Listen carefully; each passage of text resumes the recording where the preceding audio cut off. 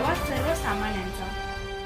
दिंडोरी तालुक्यातील वनारवाडी येथे आज दिनांक 22 ऑगस्ट रोजी संध्याकाळी 6:30 वाजेच्या सुमारास येथील खंडेराव डोंगर परिसरात विठ्ठल भिवा पोद्दार या मुलावर बिबट्याने अचानक हल्ला करून ठार केले आहे।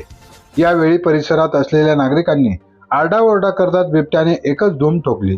त्यानंतर सरपंच दत्तू भेरे यांनी याची तात्काळ दखल घेऊन वन विभागाच्या अधिकाऱ्यांशी संपर्क करून या ठिकाणी त्यांना पाचारण केले आहे। त्यांनी या मुलाला तात्काळ दिंडोरी येथील ग्रामीण रुग्णालयात उपचारासाठी दाखल केले। दरम्यान डॉक्टरांनी तपासणी करून त्या बालकास मृत घोषित केले आहे।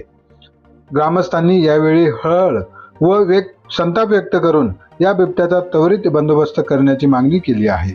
या परिसरात बिबट्याचा राजरोसपणे वावर सुरू असून नागरिकांमध्ये भीतीचे वातावरण पसरले आहे। म्हणून वन विभागाने तात्काळ या बिबट्याचा बंदोबस्त करावा अशी मागणी होत आहे। महाराष्ट्र क्रांती न्यूज साठी मुख्य संपादक प्रकाश बागुल, दिंडोरी।